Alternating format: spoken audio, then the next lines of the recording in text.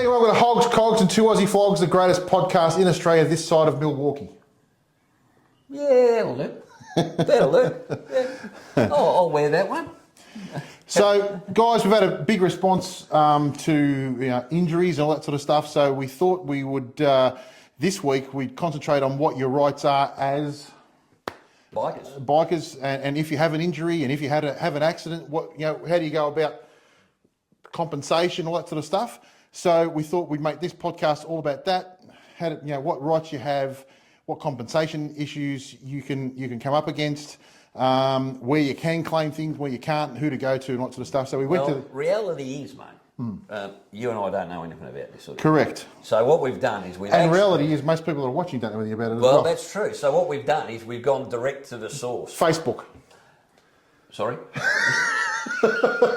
No, we didn't go straight to Facebook. We actually went and saw a traffic law expert, but we'll get round to that in just a minute. There's just one thing I want to cover first. Traffic injury expert. Traffic injury expert, yes. But there's one thing I want to cover beforehand, if I can indulge us just a little bit. Last episode, we had the episode around Jamin's accident. And I just want to say, from both of us, we were absolutely blown away by the response. Unbelievable. Absolutely unbelievable. And I can tell you that the family are absolutely over the moon about the response and the support they've received from all you guys out there and girls. So actually, we've even got a short message from Chris, and we'll put that up right now. Hi everyone, Chris here, Jamin's brother. I want to say thanks to Mike and Paul and everyone from Hogs, Cogs and 2 Aussie Flogs for putting together the episode and getting Jamin's story out there. We've read all the messages from everyone that watched the show, and on behalf of Jamin, his friends and the rest of the family, we are eternally grateful for the support and the thoughts on this tragedy of justice. Jamin was more than just a statistic, and to have his name spoken by so many of you is no small thing. Hopefully, his name will make us remember the human toll and the importance of each life we share the road with. I just want you to remember that this could happen to you. So be good to yourself and your friends and family, and ride and drive safe. See ya. Yeah, so that was Chris, Jamin's brother, and I think it speaks for itself what he had to say, mate. The family are over the moon, so that's absolutely fantastic. Yep. So moving on. Well, let's do what we said we're going to do. Let's get an expert in and let's head down the road to who we got lined up. Well, we've gone and seen Ruby McGee, who's a traffic law solicitor down at Maurice Blackburn and Co. down at Geelong. So we contacted Maurice Blackburn and Co. and we thanked them very much for putting us on to Ruby, and she happily made some time for us. So we headed down there this morning, and the resulting interview we did with her has got some really interesting facts in it. So we're going to throw straight to that now. Okay, so we're here with Ruby McGee at Maurice Blackburn and Co. Yeah. Ruby, thank you for having us today. My pleasure. We have got a whole heap of questions for you. Yes. And hopefully you've got a whole heap of answers for you. That would be nice. So we'll kick off straight away. So obviously we've explained why we're here, and that is because we want to find out what our legal rights and our how to go about things when we have an accident, or particularly in these accidents involving potholes, which we all know there's way too many of at the moment. So first question, I suppose, would be is what should a motorcyclist do at the scene of an accident that will help you guys in the future litigate this? And is litigation possible in relation to motorbike, whether it be damage or physical injury at the scene of a pothole accident? Yeah, big question to start off with, but broadly, I guess the starting point is with roads, they're managed by road management authorities. So we're looking at Vic roads or we're looking at the local council. So it's not a definite that you're going to have litigation, so going all the way to a court case, but there are definitely options open for people and for motorcycle riders and also other people in other vehicles if they've injured themselves or damaged their vehicles as a result of road defects or potholes. The first starting point is going to be make sure you're safe. Yep. So, obviously, you know, that very basic concept of checking that you're not in the road of oncoming traffic and coming back to, you know, checking on yourself first. Yep. Once you're okay in the sense that you're not having to call emergency responders or you know, that significant action. Yep. If you're thinking about legal action down the road, we're thinking about the evidence that we would need to support your claim. So often it's probably 12 months down the track before we're even sometimes having that first conversation with people. And what I would love to have said to them at the time is, have you got photos? Yeah. Have you got a clear understanding of where you are on the road, of in terms of the actual location? So sometimes somebody will come to me and say, oh, it happened on this road. I'm not sure where, or I'm not sure exactly where. And so if you're then looking at that road years down the line, it's a different setup. So you would suggest that maybe it's a great idea, and all of us carry phones these days. Yep. Take photos of the scene. Yep. Take photos of the damage. Yep. Take photos of the pothole. Yep. Take photos of the road coming towards the pothole, the road going away from the pothole. Exactly. Basically all the stuff that you would expect the police to do, but don't rely on someone else to do it, because, you know, I mean, we all know that not at all times police will attend the scene. Exactly. If you know you haven't done anything wrong, would you suggest call the police? So you can always lodge a report for the purposes of making a claim at a later date. Yeah. The first, if you're injured, these sort of recommendations go out the window. You're really sort of in terms of thinking about what's happened to you, and usually you're going to know, right? If you're on the road and you've just gone through a massive pothole and that's the reason you've come off, you're going to have a very clear reason as to why. So just getting that supporting information from the get-go. So it would be important. Look, most blokes don't go just riding on their own. There's a group riding. Yes. So this is where you can help your mates out, I guess, is if one of the guys has an off, one of the things they should actually probably think of discussing before they even go riding together is say, look, Fred, you're the designated person. If something happens today, we want you to concentrate on gathering that evidence, because it's going to be vital later on, isn't it? Yeah. Well, it can really assist a lawyer in looking at what type of claim a person has, and that's something that is really important. It's even if it's not somebody's fault, you still come see a lawyer. Still have that conversation, because it might be that whether the pothole was the cause or a cause, you know, it might be that there's other options or other avenues there, and Maurice Blackburn deals with these sort of claims all the time. Very regularly we're having conversations with riders about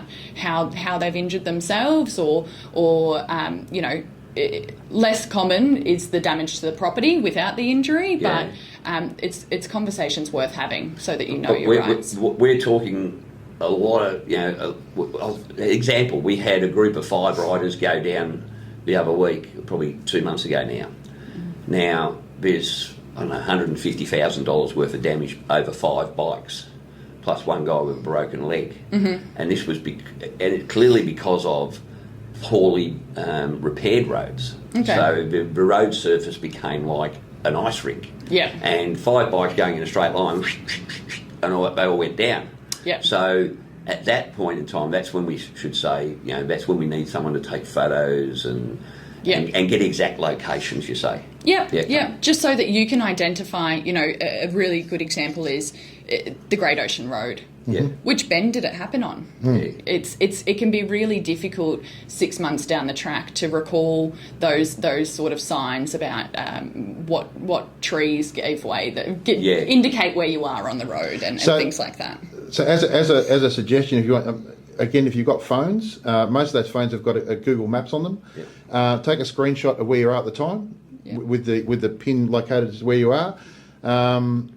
Even that app that we recommended, Snap Send Solve. Snap Send Solve, you can't just use that for when you see a pothole and you're reporting that pothole.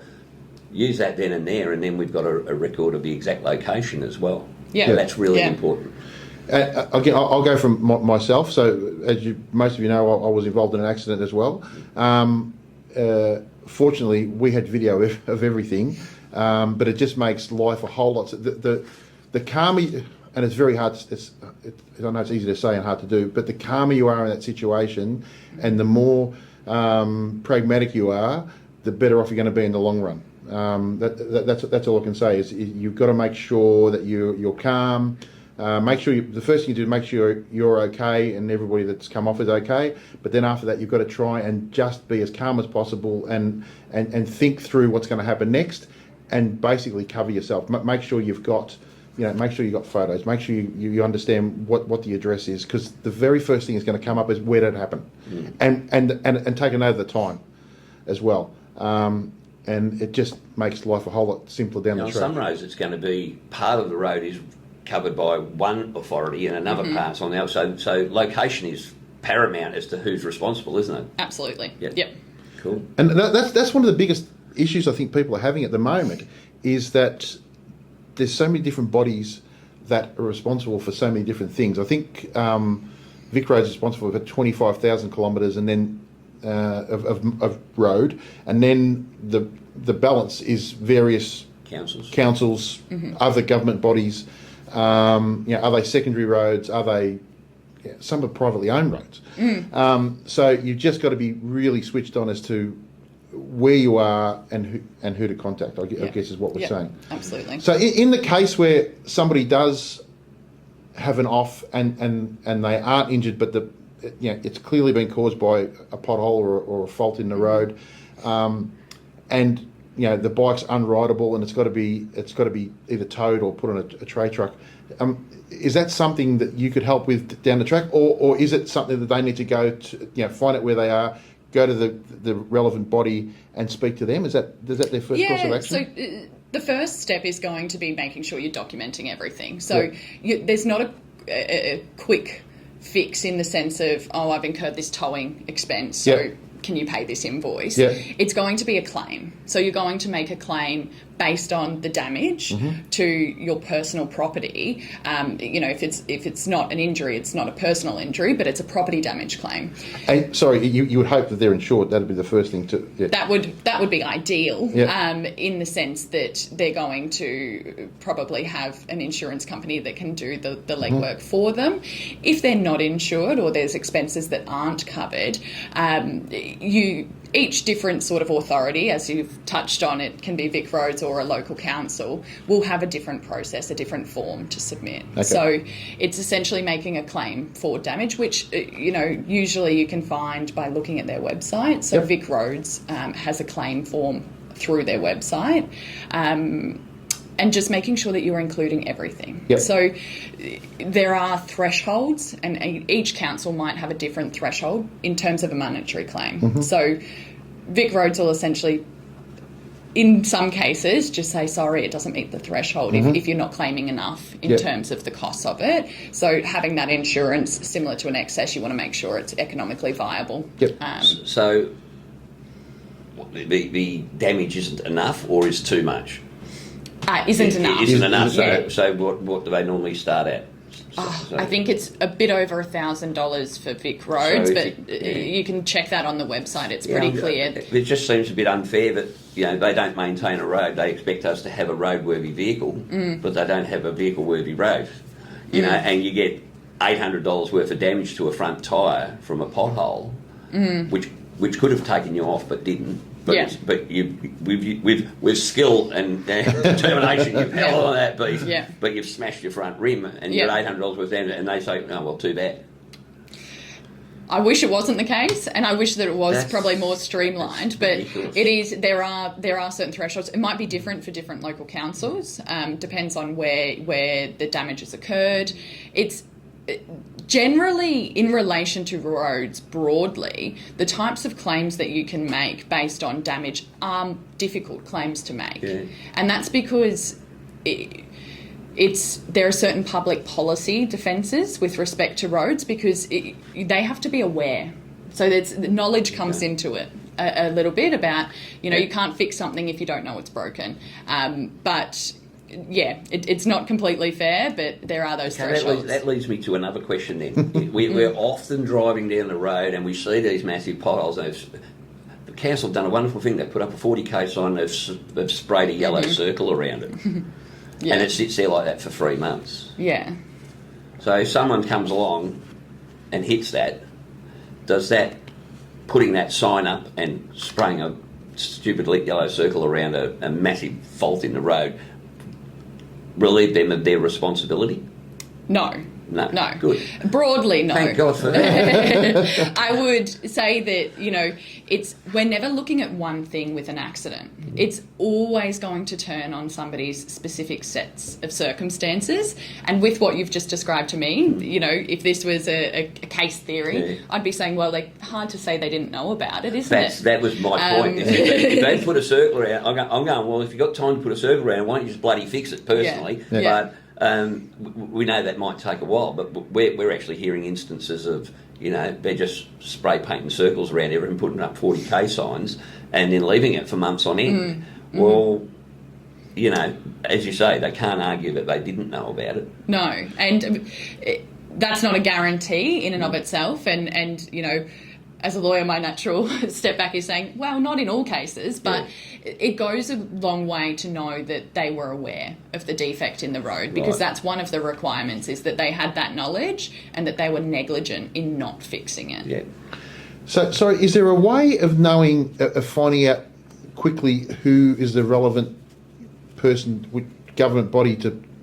Is there a way of punching in somewhere to see where that road belongs to? Is it local? Is it Vic Roads? Is it who is it? Is there a way of finding out? So you actually know, okay, who do I go to? Yeah.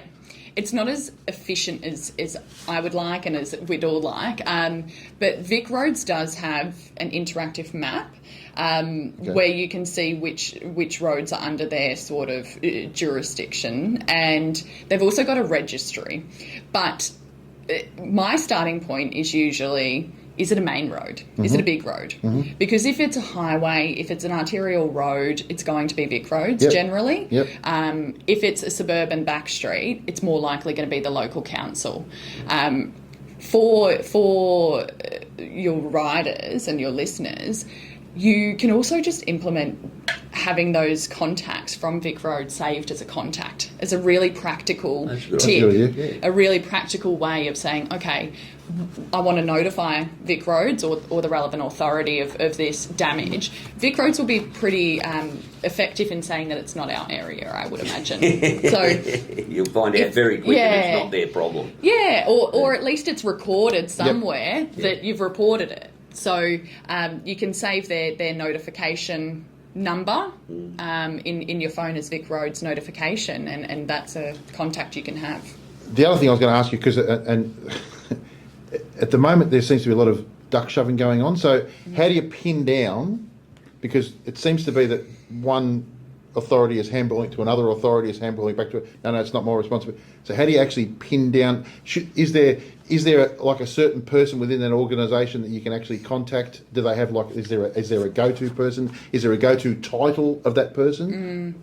Not really. So, there's a common theme going through this. It's they've definitely got teams. So Vic Roads have direct lines that you contact to tell them about incidents. They've got a form that you should be filling out. That's a notification of an incident form, which is a lot of admin. Is that all online? Yes, So all available we on can their get the website. we'll get the links to that, and we'll put that in the show notes as well. Yeah. But just making sure that you're notifying Vic Roads of the incident.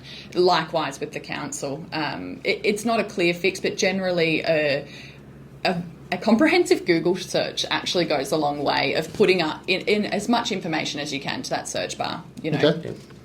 Oh, fantastic. Okay, so what is the easiest way or the best way for someone to determine whether or not they've got a case for compensation? Speak to me, which is an easy answer, or speak to any. Maurice Blackburn deals with these inquiries regularly. It's not just the claim in negligence either. So I would really encourage people, if they have hurt themselves on the roads, to book an appointment. It's always an initial consult that's free advice, essentially. So even if you elected not to pursue a claim, you know what scheme you're working in. And for Victoria, you can learn about that you need to lodge a claim within a certain time frame. You can learn about your notification obligation, so making sure that you're telling Vic Roads and doing certain things that protect your interests from a really early time. And the only thing that I'd really sort of emphasise is there's a lot of benefits in Victoria that don't require fault of another party. So if you are injured, you can have things like your medical expenses covered. You can have things like your wages covered while you recover. All that's through TAC, yes? All through TAC. Okay. So there'd be similar things in other states as well? Yeah, so... For most states, but slightly different, I presume? Different, yeah, so a bit different, but you can always just call up Maurice Blackburn and say what state it's in relation to, and they will be able to triage that for you. And it's not just... sometimes we think, I've injured myself in this context, I'm going to get advice on just this thing. What we'll also do at Maurice Blackburn is make sure that any other sort of legal queries that come from that one injury can be answered. Oh, okay. So it might be superannuation, it might be things that flow from that. Yep. Oh, fantastic. So in the event that you actually do report a problem and it doesn't get fixed, or it's not fixed properly, and somebody then in that exact same spot ends up having an accident, is that an automatic grounds for legal action straight away? I would have thought if you report a problem, it doesn't get fixed, and then somebody ends up having an accident in that area, is that a worse thing to happen than? Yeah.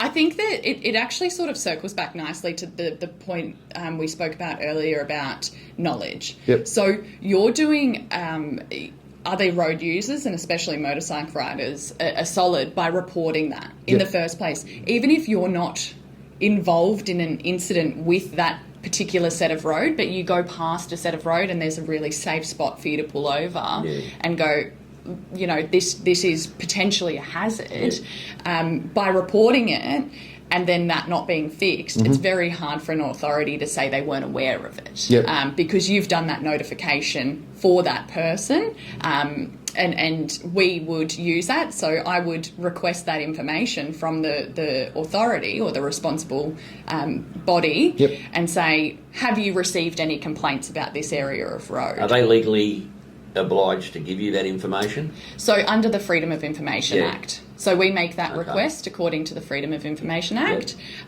It's a bit of a process, but you can do it and you can get that information. And that's why it's more sensible to come and see someone, whether it be Maurice Blackburn or anywhere else. You go and see a lawyer and get your rights, because we're seeing way too much of this at the moment. We're seeing bikes come down. I mean, as I said, one of the bikes in that group of 5 that went down was less than 24 hours old. It was a $50,000 bike.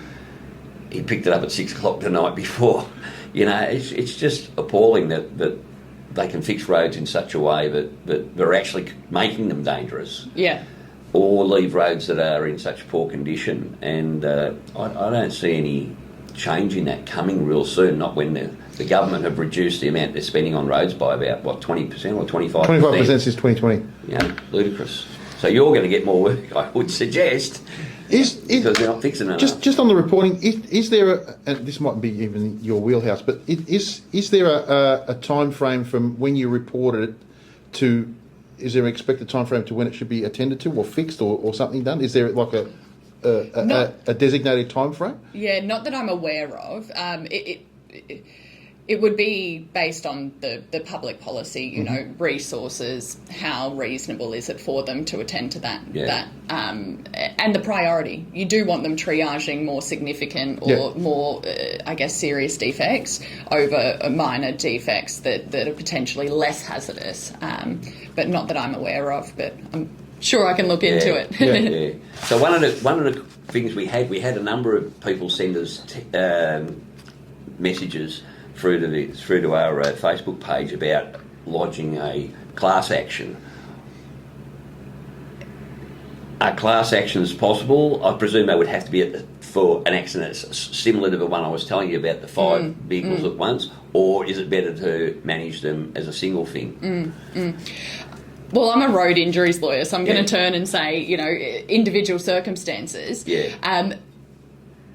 Your situation with 5 riders on the one area of road, I would say, is less common than one rider on one. And so with a class action, you've got to meet certain requirements. There has to be a certain amount of people, and you also have to have this common thread or theme through it of the same incident, same wrongdoing. Yeah. So I would see it would be quite difficult for me to see how people injuring themselves on different sections of road for it to be viable. Wouldn't be able to. It's also individuals allows you to really look at an individual's claim, because you're making a claim based on that person as an individual, their work, their wages, their injuries.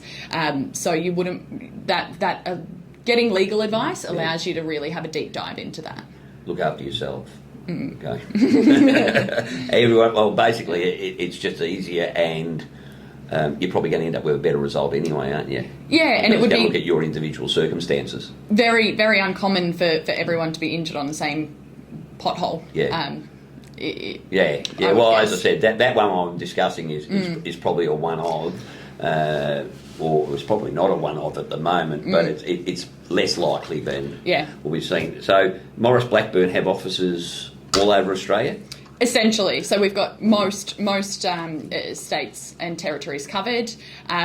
If you're ever unsure, you can give us a call, and I'll make sure that you've been given our sort of direct line so that people get triaged through to the direct state. That'd be fantastic. So, say in Paul's case, Paul had an accident in New South Wales, but obviously lives in Victoria. Who would you say would be best to manage that? Obviously, someone from up there.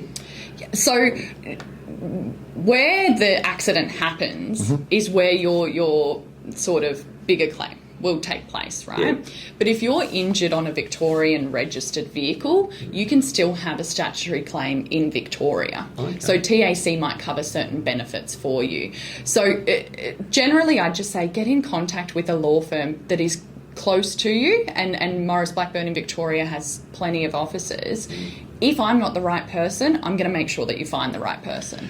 Just so from my experience, that's exactly what I did, and then they put me in contact with a same firm up in New South Wales, and they've taken the whole case on board. Basically, what happens is you've got the NRMA, and I have, and you've got TAC here. So NRMA now has taken over. And I might have got this wrong, but TAC will continue to cover my physiotherapy and all that sort of stuff, and medical things.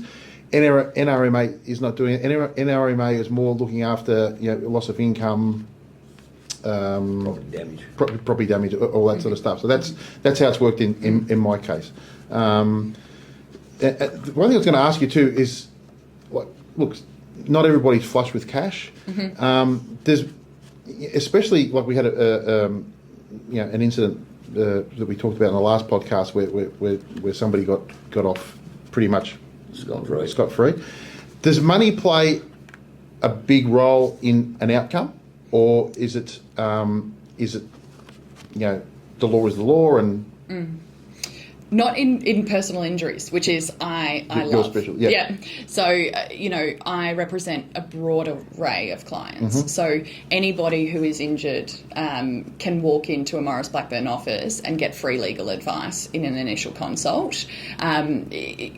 If you decide to choose Maurice Blackburn to pursue a claim with, we often, in most circumstances, will act no win, no fee. So for all of my clients, I have no win, no fee agreements, which means if you're not successful, you're not paying those legal costs generally. Well, you're not paying your legal costs. Or you're out of pocket. But you might still be out of pocket for the defence from the other side. If that was against another person, say. Yeah, so that's like quite a complex thing to describe, because it's based on your legal advice, and each person's claim's going to differ. But in Victoria, we're very lucky to have the TAC, so you can go through a lot of they're called protocols, which is an alternative dispute resolution process. So without the costs, risks of going to court. But that can sort of be talked through. Generally, it's no win, no fee. So it means that if you're not receiving compensation, you're not paying your legal fees. That's a good thing. Yeah. Okay. So all I can hear from that is it's well worth seeking solicitors' advice. Yeah, 100%. Really, Yeah. 100%. Don't try and do anything on your own, because quite frankly, what do they say? The person who defends himself has an idiot for a client. Yeah. Look, I wouldn't defend myself or represent myself. So. I'll go back again from my personal experience, and I can tell you, once you speak to somebody, there's so many things that are available to you that you didn't realise that you had available to you. I would highly recommend, if you're in it, especially if somebody's injured, go and seek some legal advice, because it can make a whole lot big difference to your life. Coming from me. Can I just go back to we talked about class action before? Would it be possible if, let's say, roads just kept going into decline, didn't get repaired, and there was more and more people having injuries, and motorcycles were getting, and cars for that matter, getting damaged over and over and over again? Is it then would it then be a possibility of having a class action done or not? I don't see it being that case. Yep. It's got to have a pretty central element of common wrongdoing. Yep. And you can think of that broadly, but if it was one stretch of road, for example, and it didn't get repaired, and people kept constantly getting... I think it's just really difficult to see how the same set of circumstances will happen each time, because with accidents they are so specific. So I'm asking people what they're wearing, I'm asking the speed of the road, so I can really understand the mechanism of the accident. It's unlikely that two are going to be the same. And I think that when you're assessing people's claims, it's really on an individual basis. I think people are most likely going to be best served that way. There's probably other avenues to raise that as a concern. So if you do have those concerns, that's a really strong basis to say to your local member, hey, what's happening here, or things like that. Well, we best talk to a member. We best. Well, we will offer to talk to a member. And see how we go. How about we talk to the Minister for Roads? That might be a good idea. Yes. Anyway, Ruby, thank you very much for your time today. My pleasure. Much appreciated. We'll put Ruby's details in the show notes, and you might get flooded with, you might not get flooded with calls, but you might get a few calls, and hopefully you'll be able to set our viewers on the right track. Yes, absolutely. Yeah, it's been an absolute pleasure. I really appreciate it. Thank you very much. Give us your time. It's been really good. Thank you. Brilliant. Thanks. Cheers. Okay, so I think you'll all understand that we learn a lot there, mate. Yeah, 100%. And I think one of the things that really came out of it from me was that how often do we hear that, we're on a ride today and something happened to Fred or something happened to George? Well, there's something we can do if we're on that ride, and that is, and talk about this and think about this with your mates before you go on a ride, and sort of, it's a really good idea to sort of say, well, if something does go wrong today, and we hope it doesn't, but if something does go wrong today, have an allocated person, okay? Have an allocated person who is going to take the photos, who's going to plot the location and make sure you have the exact location.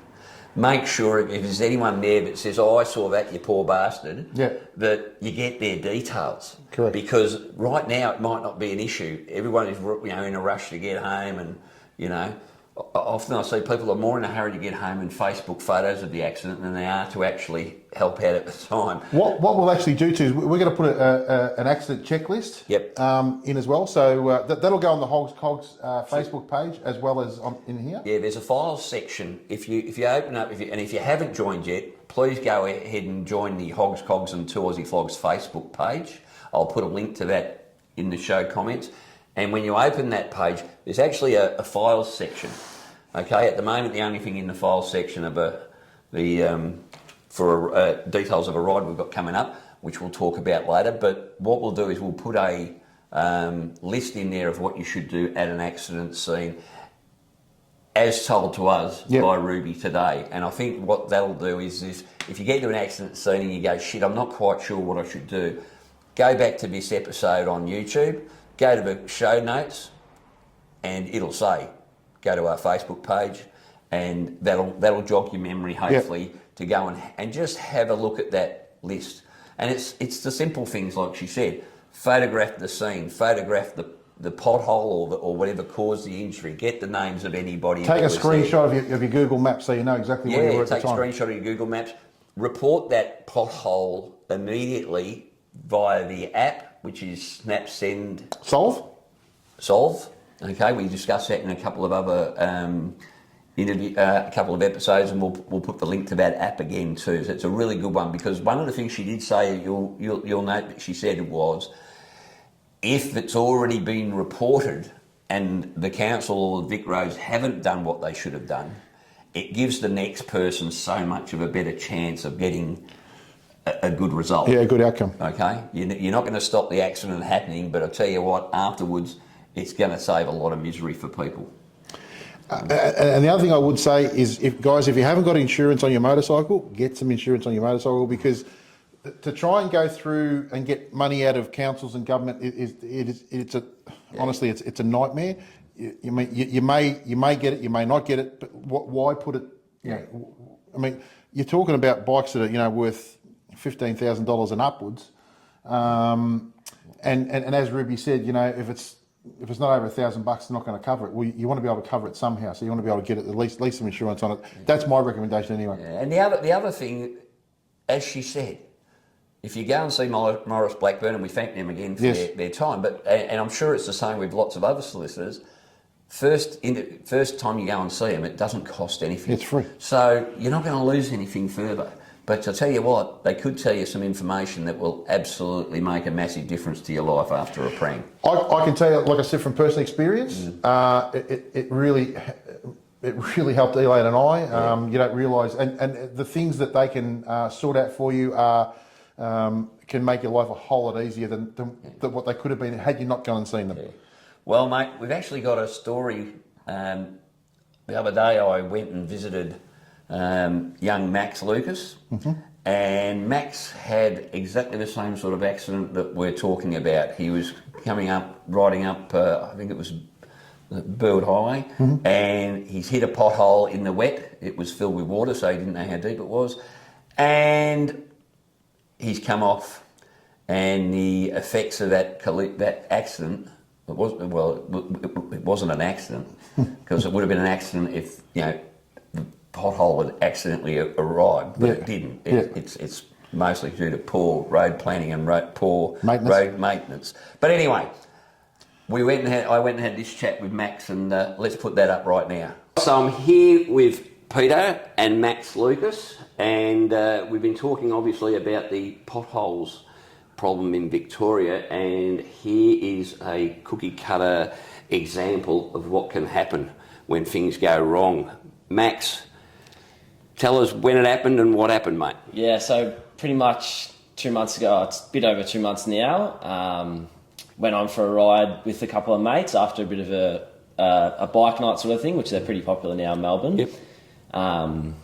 And those boys live up in Lilydale, and they said, come through the Dandenongs, we'll ride through the Dandenongs, peel off, and you can go home. And I thought, why not? I had a funeral on the next day, so I didn't have to get up early for work or anything, so I thought, I'll come along. It's late at night sort of thing, but I'll come along. So there's three of us. I was riding up through the Dandenongs, and we sort of come around a corner. And what road were you on? What was it? The Mount Dandenong Tourist Road. Yeah, Mount Dandenong Tourist Road, which I've done plenty of times before. I've ridden that plenty of times before. Obviously not where you really want to be at night time. It's pretty poorly lit and whatnot. But it's just what happened. And then I've pretty much come up to a corner, and there's been a pothole just sort of before the corner. The boys have said they've seen me hit the pothole and my front wheels come up, and I've gone spearing into a tree. I don't remember it whatsoever, so I have to go off what I was sort of told. But yeah, from there, I've hit the tree. I've come off the bike into the tree and I've fallen back on my bike. So I've obviously got massive burns all over my sort of torso now. So you've come down onto the bike. Yeah. But the radiator on the bike exploded or it split the cap open? was off. When I got the bike back, the cap was off. All right, so the cap had under pressure had probably burst off and you wore all the fluid. Yeah, that's what we're sort of suspecting. And the engine oil and both forks snapped. You'll see in the photos. Yeah. Both forks snapped. So his clothes, I got them back. They just stunk. I couldn't work out the smell. Yeah. But when we worked out the cap was off, it was coolant and fork oil, and his oil filter was crushed like a pancake. So it was probably engine oil as well. So obviously it all happened pretty quick. Yeah. What were your injuries? So broken mandible, which is like a little bone in your jaw. I don't even remember feeling that. Concussion. Yeah, it was traumatic brain injury, they called it. And this burns, which required skin grafting. So I didn't break any legs or any bones or any, I broke that, but I didn't break any major bones, which was... Damn, that's lucky. Which is crazy to think about. I thought I would have come out with a broken leg or a broken arm or something, hitting a tree at that speed. But the head injury was also a massive sort of part of it. Like, it was just... You were just completely out of it for weeks, sort of thing. Yeah. And I got told later on, one nurse that was working on the night that I came in, he told me, I found out a couple of weeks later. So there's the thing called a GCS. It's what paramedics use. It's a Glasgow cognitive scale, and it's what paramedics use to sort of assess how brain damage someone is after a crash. And it goes from 3 to 15. So at 3 is you're completely brain dead. You're dead. You're dead.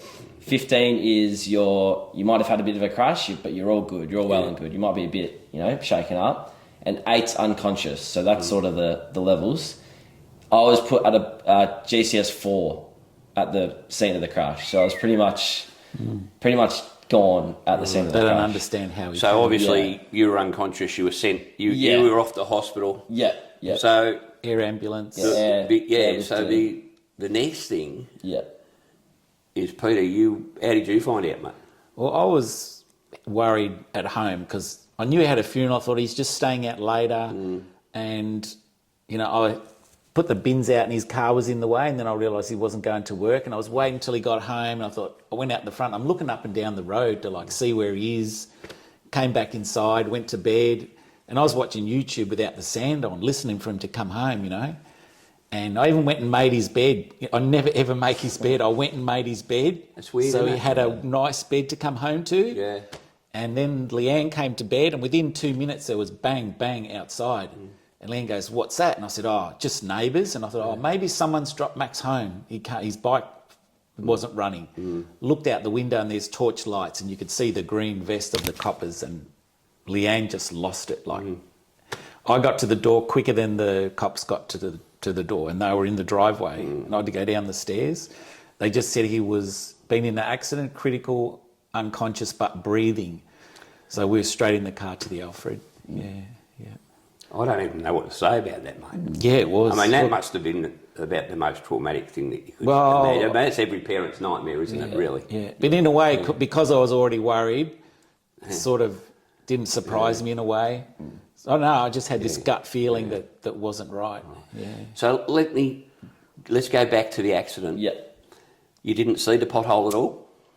You wouldn't remember. I don't remember. Yeah. I don't remember the accident whatsoever. So I never remember I don't remember going out for the ride or anything. It's sort of just what I've been told. That memory's gone. And I don't remember the first 2 weeks in hospital either. So it's pretty all well gone. But I don't think I would have seen the pothole given the I always try and avoid them, but it being at night time as well, probably a bit trickier to see, obviously. But I've got no recollection whether I saw it or. So your bike, it actually must have been a hell of a pothole though, because it's actually snapped the forks on your bike. The tree, I think when it hit the tree. Oh, okay. Because the front wheels. What speed do you think you were doing at the time? So I was told I wasn't speeding. They had a witness. Yeah, there was a witness there. An old guy in a car. Yeah.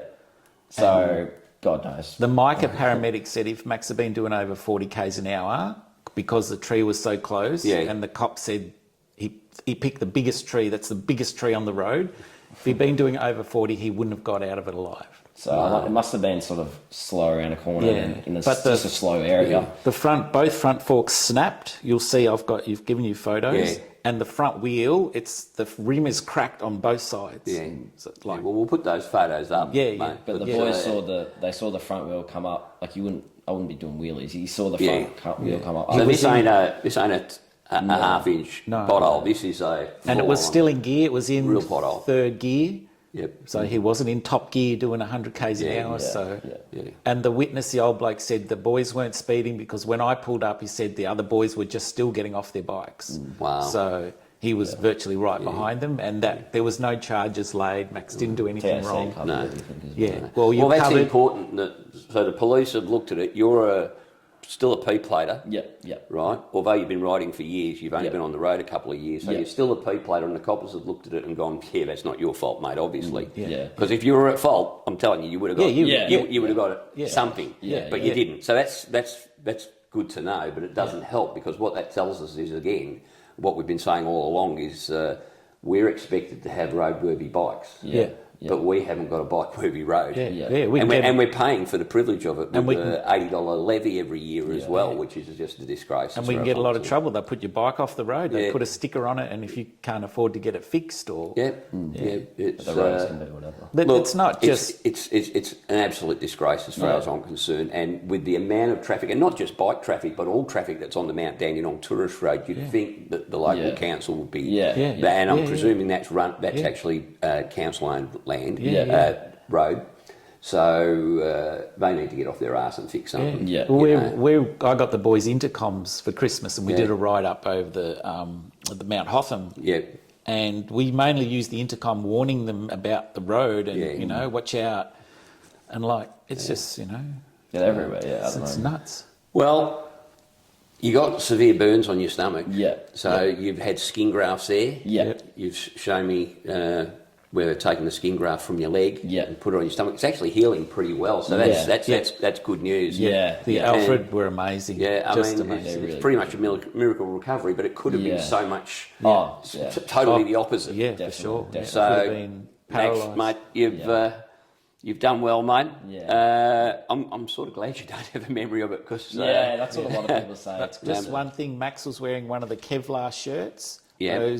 They got your protection, but they don't protect you from hot fluids. Yeah, so that's what you were saying. You were wearing a Kevlar shirt, Yeah, similar to this, which is a bobhead shirt, Similar to that, but it's similar to this. But I know the ones you've got, because I've got a couple of them at home. And that was an issue, because had you have been wearing leather, you might have suffered a lot less injury in relation to the burns and whatnot. So And you don't, it's just something you need to. Everybody needs to consider, I suppose, when you're out riding. Until it happens. We'll have to get him a Harley that's not water cooled. Yeah, we'll get him an air cool fat boy or something, mate. Come down and have a look at my fatty, mate. Guys, thanks very much. Absolutely wrapped that you're coming good, Max. Nice to see a young fella on a bike, because the average, there's not a lot of kids getting onto bikes these days. Yeah. And I'm not completely off him. Like I'll ride again. I know that. It's not like it wasn't the bike's fault. Like it's no. I don't have anything bad against bikes or anything. It's it's just one of he those loves things. it. But I've always ridden motorbikes my whole life, so I'll be back on one. He got it from me. Dad rides too. So what have you got? Suzuki's at the moment, but I'm looking at Harleys. But this accident we'll bring Max someone is else over to the dark side.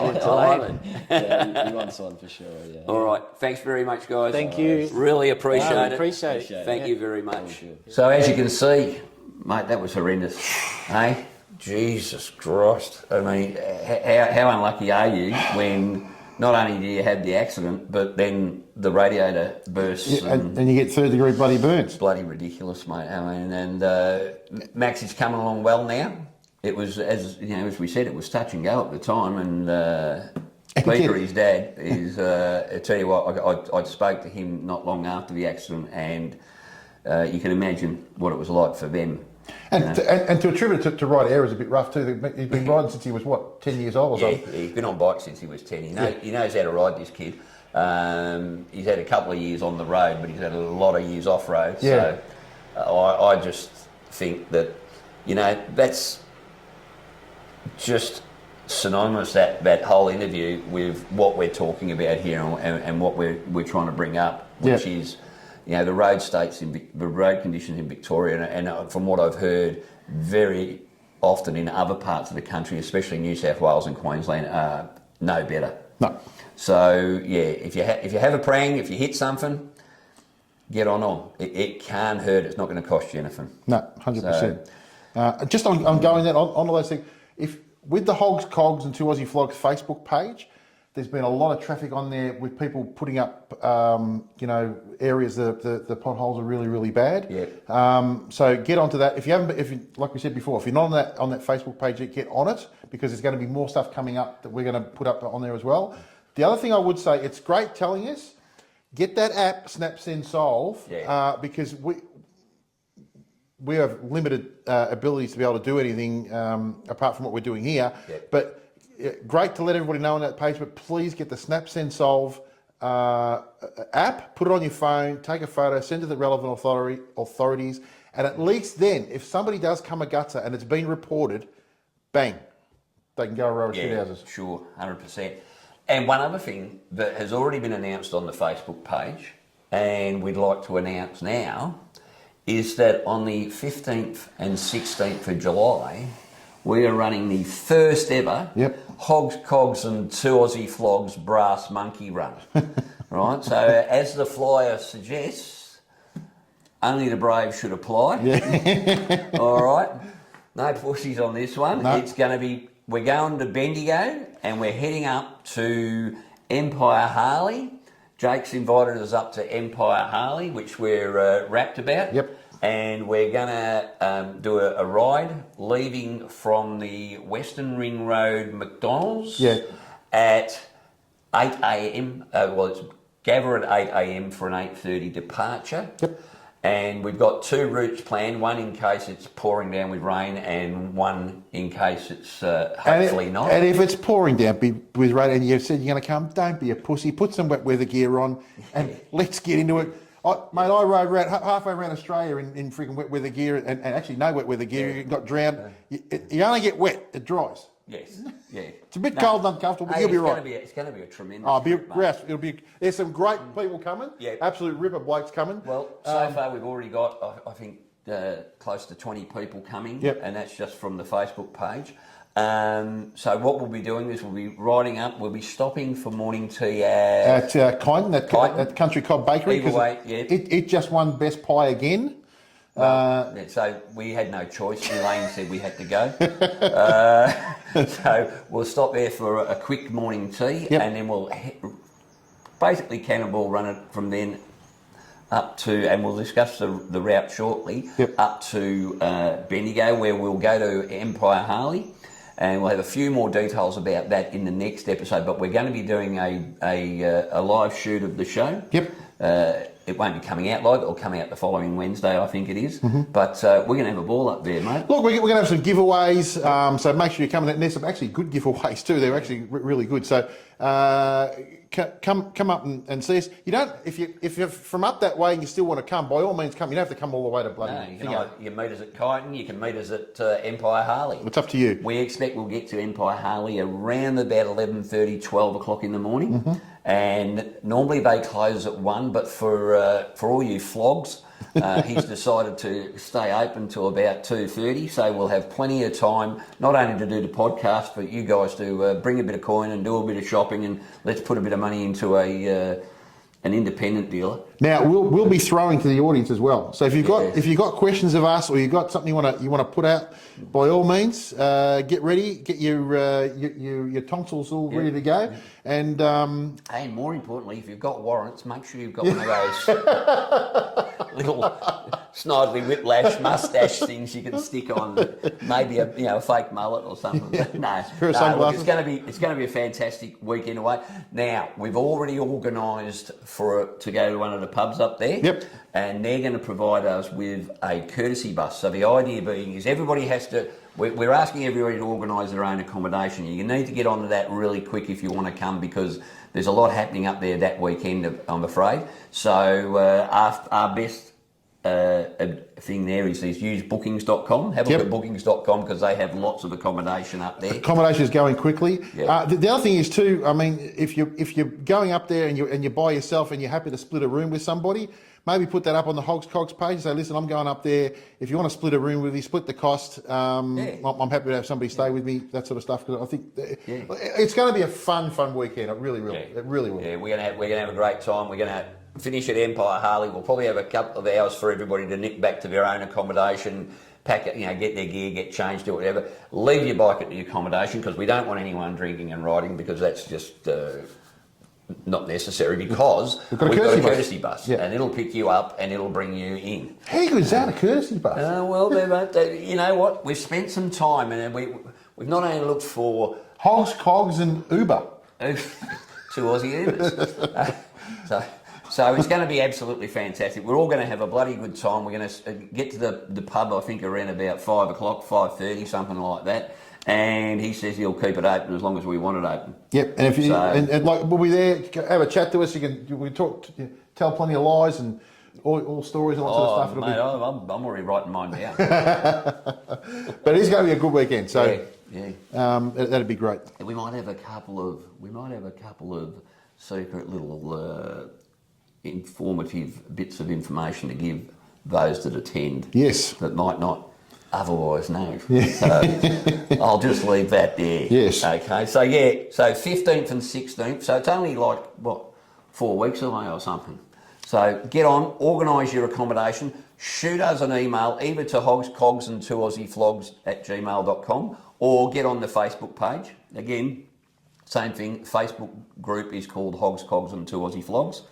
And if you can let us know you're coming, please, just so we can organise for the pub, so they know how many people that they want to be able to allow, so they can organise food and all that sort of stuff. I'm keeping a list of everybody who's putting their names down. So once you confirm your accommodation, send us that email. Yep. Or that message. And let's go away and have a really good time, and you can get your head on this podcast. I don't know if that's a good idea or not. Not sure. Okay, so the next thing we've got to do is we've got to get the winners. We actually had a competition, didn't we? And the competition, we made it really hard this time. It was anyone that commented on the last episode because we were getting such a good response from it. We thought, you know what, we really appreciated everybody sending those messages of support and that for Chris and the family. And as I said, we got blown away, mate. We've actually got a list here of, where's the competition list? Competition here. And there's the list of people that entered the competition. Yeah. So we've actually had... There's actually more than that. There's just heaps here. Yeah, there's more over this side. So up here, 91 different comments, which... for this little old podcast, mate, is pretty good. Yep. Pretty happy about that. And it actually shows how pissed off everybody was with that whole outcome. And they didn't just go, little comments. There was many. I struggled to keep up with the replies because we tried to reply to every single comment, and it was just out there. So it was great. Thank you very much to everybody again. So what we've got is a $50 gift voucher, as we said, to Betty's Deals. Betty's Deals sells all signage, memorabilia and stuff. Lots of signage. So all that sort of stuff. Yeah.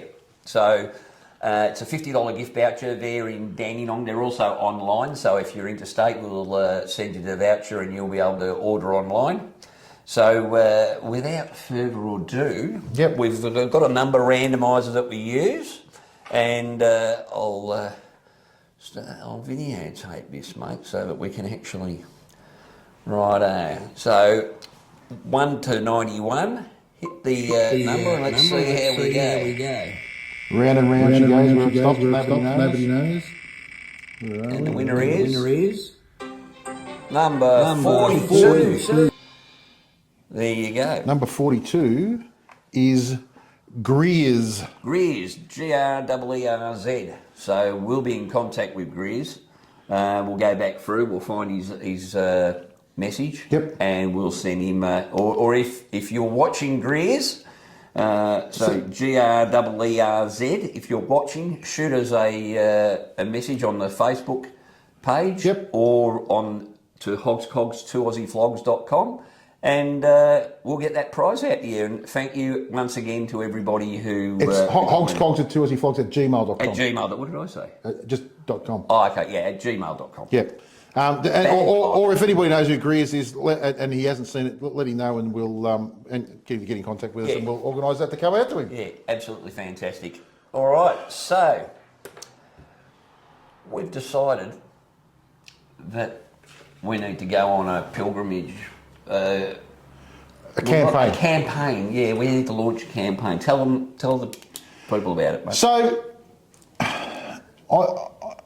I am sick to death of us being considered as second-class citizens and all that sort of stuff. And I had, I don't know, some of you might know Romy from my channel. He actually rang me up about it as well, and he said, look, we've got to do something about it. I just find that, unfortunately, in Australia, there's this misconception about bikers that we're all rat bags and all on the wrong side of the law, and it's just wrong. And it really changed my whole perception of things when we went to Bali, of all places, because I mean, you wouldn't get a bigger a crazier nut house of traffic than Bali. However, their awareness of motorcycles is unbelievable. And that's obviously because they've got a lot of motorcyclists there, but there's no cutting bikes off. There's no, if the car's there, they open up to let you go past. It's just a really good awareness. Now, I know it also happens in Europe. Europe has got a really good awareness of motorcycles, and obviously the absolute kingdom of motorcycles, which is the US, recognises motorcyclists over there. I know they have their issues too, but on the whole, that they are welcomed. Yeah. I don't know whether it's a carryover from days gone by. I'm not exactly sure, but we need to raise awareness, because as far as I can see, as much as the TAC does, all we ever seem to see... those adverts piss me off, quite frankly, because all I see is, I know, here's an idea, let's scare the shit out of motorcyclists so that they put the bikes away. Yeah. Because, I looked up the other day and here's a bloke coming off a bike and scraping down the road, and they're telling you how much skin he's going to... Yeah. TAC, get stuffed. Yeah. Because that's shit. That's victim blaming, It really doesn't matter how you come off, but... You know what? And can I also say... That bullshit fear campaigns, as far as I'm concerned, does nothing. It makes me just turn away anyway. I'm not interested in seeing that. No. All right? I already know that if I come off my bike, it's going to bloody hurt. Yes. What I need is the bloke that's going to run me off the friggin' road on my bike to know what he's doing. Exactly. And and this is where you're going to come in, okay? So we're going to run a Can You See Us Now campaign, okay? And there'll be more details to follow, but it'll be a series of 30-second social media posts, and in it we're going to have just like we are ordinary, everyday people, just showing that they ride motorcycles. We're not all bloody 1%ers. What we'll do though is we'll do one. Yep. We'll do one, or we'll get a couple done.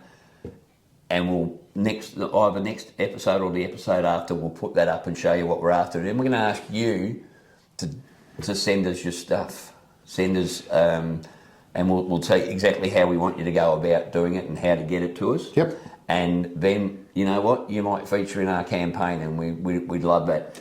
Because let's face it, the people in charge of this shit couldn't run a bust up in a balloon factory.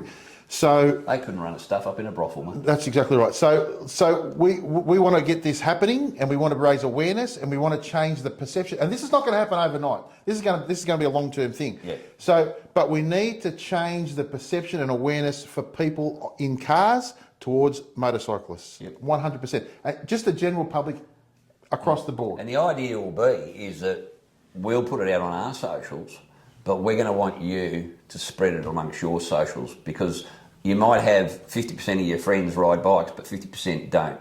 And they're the 50% we need to see these things. Correct. So, and basically what it'll be is we want car drivers to to help us get home safe. That's what we're trying to do, right? And it's not going to be, there's no point yelling and screaming and blaming people, right? What we want to do is just raise some awareness. Yeah, we want to educate the morons. We want to educate. Sorry, the other motor vehicle using public. 100% we do. Yeah. That's exactly what we want to do. We want to change perception. Yep. And that takes long-term education.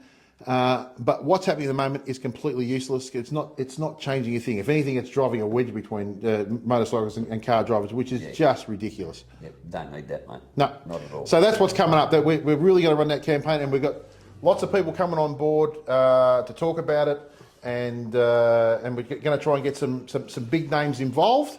So if there's any big names that you know that have got high profiles,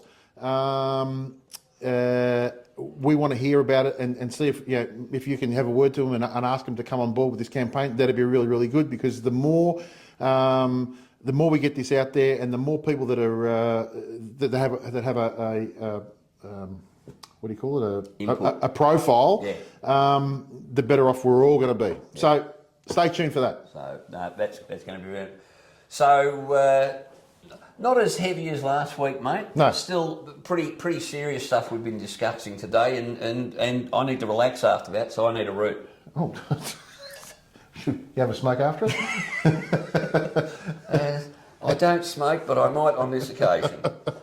Actually, I've got a root for you. Okay, right? Even better. I'll look after me, mates. All right. Sharing is caring. Yeah. Okay, and I'm going to put the route up here now, and this is the route we're going to be taking up to Kangaroo Flat or Bendigo. Yep. So Kangaroo Flat being an out suburb just right on the edge of Bendigo, which is where Empire Harley is. So we're going to leave the McDonald's on the Western Ring Road. Yep. So if you're coming out of Melbourne, over the bridge onto the Western Ring Road, and you can't miss it on the left-hand side. That's northbound. Northbound, that's right. If you're going on the southbound lane, you're in an awful lot of frigging trouble when you're leaving Melbourne, because everything's coming towards you. So we'll be on the left-hand side. We'll meet there at 8 o'clock, and then when we leave there, tell us the route we're taking, mate. So we're going to head up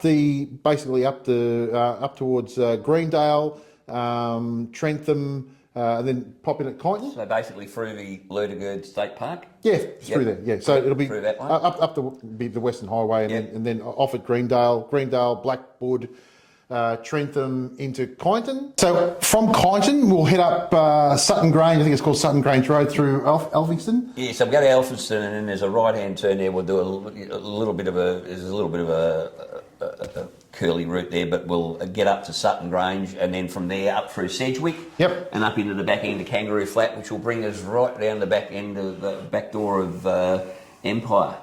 Perfect. So Jake, we're going to enter via your back door, if that's all right, mate.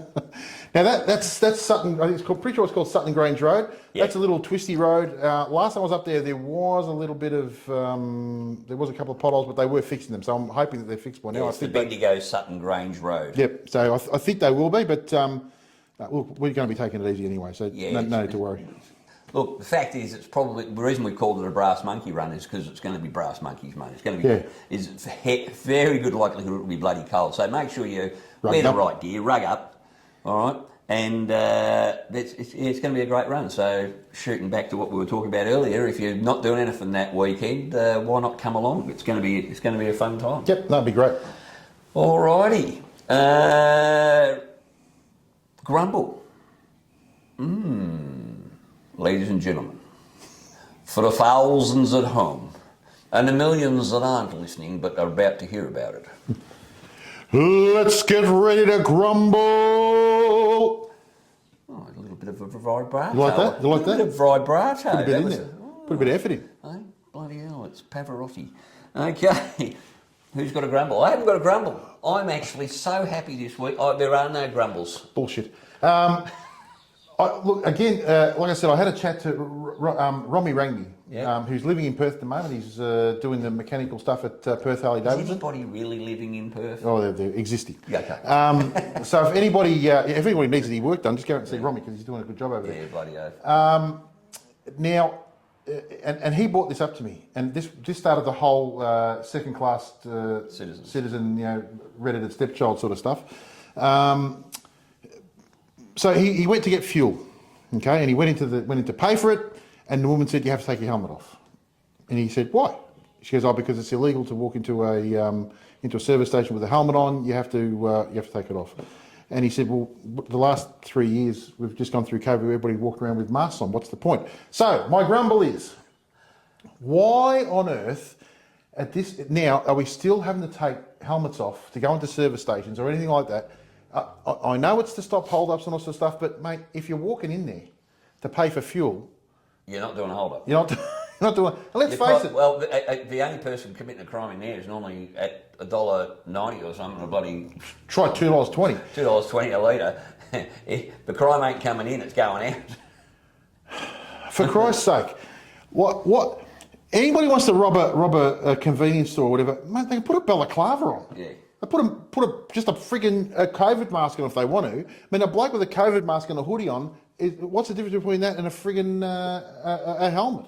Mate, in fact, I would suggest now that if anyone was going to do a hold up, the first thing they'd do is stick a COVID mask on, because they'd get right up to the counter without anyone thinking twice. So who's going to go? Like frigging ridiculous. Who's going to go? Let me just. I've not come across this yet, mate. So Robbie, you've struck bloody something there, mate, because I haven't come across it, but to me it seems ridiculous. Let's just think. There's a guy out there who's the next Lex Luthor. He's a criminal genius, right? And he's decided, oh no, I'm going to go rob a Shell servo. Yeah. Now, what can I get? Let's go. I know. I'll go and I'll find a helmet. Yeah. I'll put said helmet on and I'll go in with my head weighing 3.5 kilos and I'll stick them up and then I'll run like buggery with the helmet on. Right, you've got to put a visor. If you're going to do that, Lex Luthor, please make sure you don't wear an open face helmet. Yeah. Like, it is just freaking stupid. Like, can we just dispense with that? But this bullshit? Comes back to the thing about us being second class. Oh, about the rest of the public thinking that every bikie's going to bloody rob them. It's bullshit. Seriously, it is honest. That's a fair grumble. I reckon it's a fair grumble. I think so I don't know who we speak to. Well, maybe there's a couple of blokes we can speak to that are coming up in future podcasts. But that, honestly... I don't think that's actually a law. I think that's basically something that's been made up by the bloody petrol stations anywhere. Probably. Yeah, I mean, you're not allowed to walk around wearing... I'm going to tell you, there is a law in Victoria about walking around... You can't walk around as if you're about to commit... You can't walk around the streets in a full ski balaclava. Right? You can if you're up at Mount Hoffman, but you can't if you're in the middle of bloody Melbourne. And there's a reason for that. I can understand. I think you do it in certain places around Brunswick and Coburg. Well, that's true. Yeah, Blue Oyster Bar. But reality is, it's not illegal to go into a petrol station. It's against their policy. Well, they need to change their frigging policy. Well, you'd think after COVID they would have changed their policy, mate. Because I mean, I'm tipping there wasn't a lot of hold-ups. They were happy for us to wear a bloody helmet during COVID. Maybe we should put a frigging ban on Karens. Yeah. Right? Yes. No Karens are allowed to enter this establishment. Let us know if your local servo has been doing that, because quite frankly, that wouldn't be my local servo anymore. If they have, can you let us know? Because we'll put a big thing up and don't go and get petrol at this servo until they take the sign down. Yeah. Let me know. Shoot us, if there is, put a message down. If somebody's done it to you, let me know what it is and the address, and I will make sure on the next episode, I'll put it up and tell everybody not to go to that service station. Oh, you are, buddy. Oh, honestly. You're a little bit grumpy today. Shits me. Shits me. Now, normally at this time of the podcast, I'd go over the local rallies, runs and events, but it's mid-bloody winter and let's face it... Unless you're a brass monkey rider. Unless you're a brass monkey rider, there's no one out there, and no one's organising big events at this time of year for obvious reasons. You'd probably only get a handful turning up. So there are no rallies, runs and events in the next fortnight that I'm aware of in Victoria. Mm-hmm. But what I thought we'd do instead is we'd give a bit of a... From that mail that we received, and thanks everybody who did send us mail, we got some mail in relation to areas that are really bad at the moment with potholes. So for those of you, this is obviously Victorian, because they've all come from Victoria, these ones, but border town to Horsham, There's, and I quote, bloody craters there. Horsham, Eden Hope and Port Macdonald, bloody dangerous. Beaufort and Ballarat, rooted. In quotes. In quotes. Do I do these, mate? Do I have to do that? Yeah, you have to do that. I'd have to. I'm not doing that. Ballarat from Geelong to Lorne and Deans Marsh Road are all disgraceful at the moment. So, and the Mount Dandenong Tourist Road. Yep. So, if you're going to be riding on those roads, one, be careful, and two, Snap, send, solve. yes, snap, send, solve, and keep us updated too if they've done some repairs or anything, because we'd like to report back on that. So just on that, to who to report it to? Generally, if it's a main road, so highways, all that sort of main arterial roads, it's generally Vic roads. If it's not, if it's a secondary road, it's probably going to be the local council. So just bear that in mind. That's a rough estimate. But again, if you go onto the snap, send, solve, the first thing it does is it tells you who the relevant authority is. Yep. Okay. Again, look after your mates out there, because if something does go astray, they're going to really appreciate it if you whip your camera out, do a snap, send, solve, take some photos to and from the collision scene or the accident scene or whatever happened at the scene, just remember, do for them what you'd like them to do for you. Yep. Okay. 100%. And if you've got any grumbles that are really shitting you about motorcycles and being treated crappily as a motorcyclist, please put it in the comments or send us a message, because we'd love to take up the campaign, because we really are on this, and I really want to change the perception of motorcycles in Australia. And there's only one way you can do it, and I know, I'll say it again, Twitter? It's up. If it is to be, it is up to me. Yep. Right. So, 100%, mate. great that you can get us to do all this sort of stuff, and we're happy to carry the can. But please, when we ask you to do something or we ask you for your input, please give us the input, because many hands make light work. Yep. And many voices will change. And lastly, we've got to thank everybody who has subscribed to the channel. Yep. It's growing daily. Crazily. It's fantastic. I mean, to think that we've got 1,300 people following at the moment, and hopefully we'll be hitting 1,500 really soon, and hopefully double that shortly after that. It's because you people are happy to have a new channel that actually cares about what's going on in this country. For the motorcyclist, biker or rider or whatever you want to call yourselves. Yep. Okay. So if there's anything you want us to talk about on the channel, and we've got a good special, and we won't actually mention it at the moment, but stay tuned for the next episode, because it's going to be a cracker. Mm-hmm. It's going to be a cracker. A lot more lighthearted. Yep. A lot of fun. And you're going to see some really, really nice bikes. Some very nice ones. Yeah. So... looking forward to that. So shoot us your ideas if you've got anything like that, and please share this with your mates, because doing that, it really helps the channel grow, and it helps us as a group to become more visible on the road. Look, the bigger the channel becomes too, the more people we're going to be able to speak to. Yeah. All right, and the bigger influence we end up having on talking to people, hopefully including local politicians and the like. Yes, exactly. So it's a lot easier to go and see them and say, well, you know what, you're not just knocking back 2 people, you're knocking back 1,300. Yeah, that's exactly what you're going to be doing. Like I said, they're strengthening numbers. So 100%. Remember, share it with your mates. 100%. Well... And, I think that's it for today, mate. Next episode on the 12th of July, 2 Wednesdays from now. So we hope to see you coming back, and again, tell us what you like and what you don't like in the comments. 100%. Well, that's it from me. That's it from me. And that's it from Hogs. Cogs. And 2 Aussie Flogs. Ciao.